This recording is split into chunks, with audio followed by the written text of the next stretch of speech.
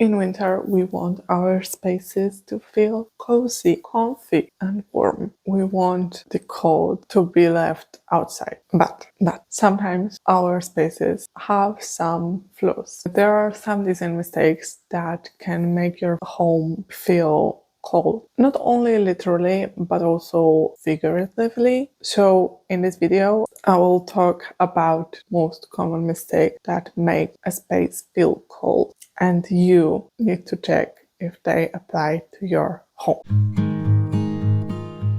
Hi, I'm Maja. I'm a designer and I help people create spaces that feel good, that are beneficial for their well-being. And the first mistake I want to talk about is too many harsh materials and cold materials. What I mean by cold materials. When you think about it, it's self-explanatory and you will subconsciously know if a material is cold or warm. But while designing and choosing materials to your space, we are not always aware it later shows while using the space. So think tiles, especially shiny tiles. Metals, every surface that is shiny, rough stone will be warmer than shiny stone. So everything with glossy finish will feel and seem colder. It's not only the temperature, but also the perception that we have of a material. Examples of warm materials are wood, fabrics, ceramics, like natural ceramics, because tiles also are ceramic. This is what I told you about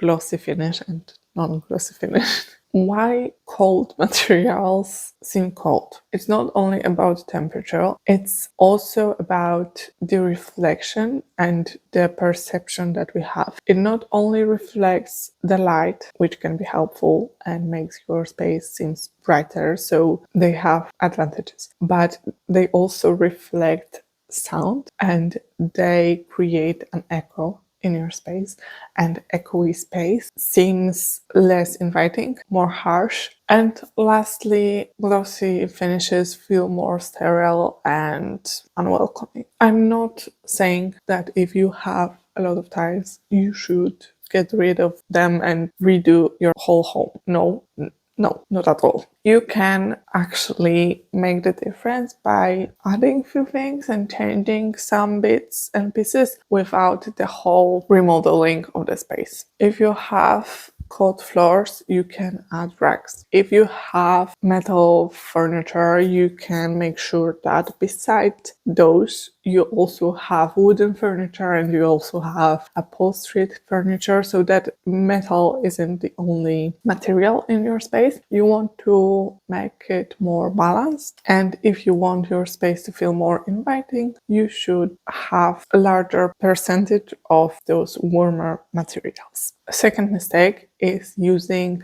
harsh lighting, especially harsh overhead lighting. I think this is a point that I talk about in every video, but this is so important. If you want warm atmosphere in your home, you need warm lighting. You need warm tones of light and you need smaller sources of light throughout the whole space, just like this. Not big one harsh light. If you need some help with lighting choices for your space, I have recorded a video all about lighting, so I will link it up here and also in the description. But for now, you need to know that warmer lighting means warmer feeling in the interior. Next mistake that people make is not having transition zones. Actually, I'm talking about entryway. The layout of your apartment or of your house is what it is, but you want to have some elements that help you keep outdoors.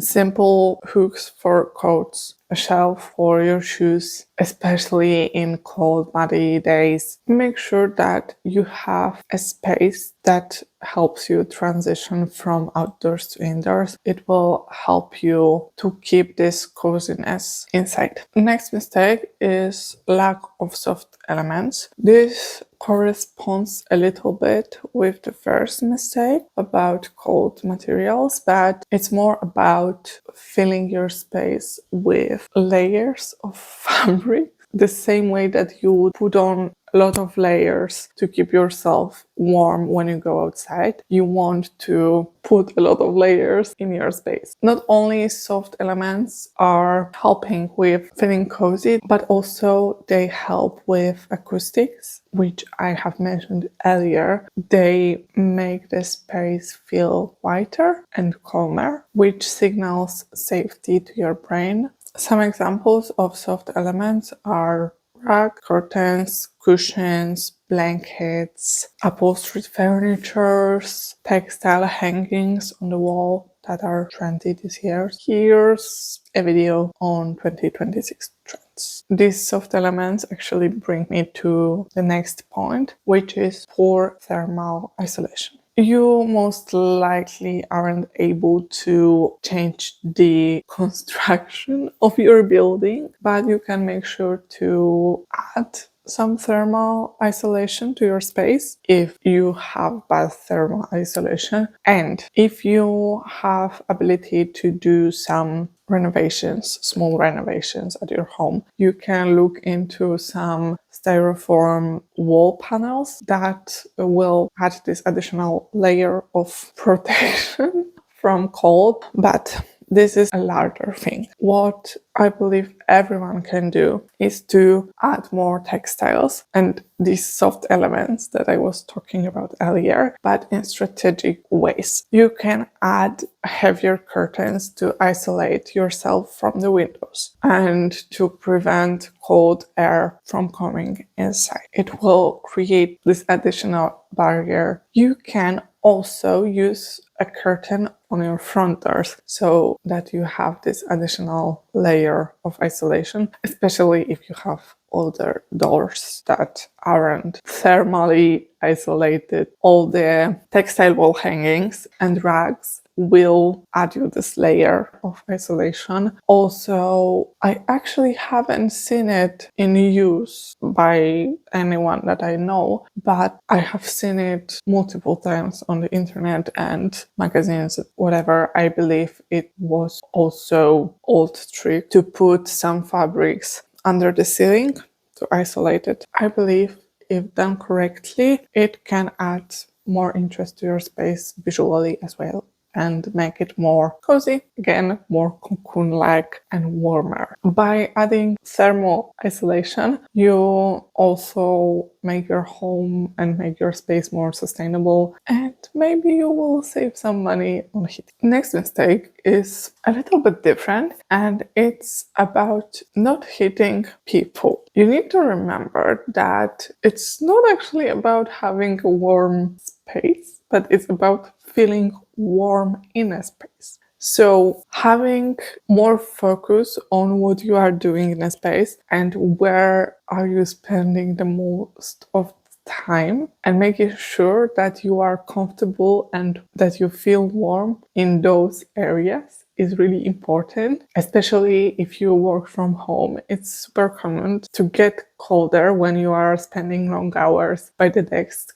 without moving. So make sure that you have a blanket on your desk chair, office chair, also on the sofa. Personally, I have 3 blankets on my sofa, 3, because I am a person that gets cold really quickly. So 2 of these blankets are most often for me, but also if we have guests, then I like everyone to be warmer and to feel comfortable in a space. Having a bathrobe in a bathroom or in your bedroom, to have something to put on when you go out of bed in the morning or in the evening. Also, changing your bedding in winter for heavier and warmer one. These are really simple, small things and small touches, but they will influence exactly how you are feeling in a space, and they will keep you warm. Remember that it's about the people, maybe the animals, but it's not about the space itself. Last mistake, the biggest one, is not following hygge and not knowing the rules of hygge. Hygge is Scandinavian concept of coziness. In short, it's exactly the recipe for making your home feel warm, safe, and comfortable. So if you don't know how to follow hygge and how to implement hygge into your space, you need to watch this video next. I hope you have enjoyed this one. If so, leave a like. Let me know in the comments if you are guilty of any of these mistakes. Make sure to subscribe if you want to see more from me, and I hope to see you soon. Bye.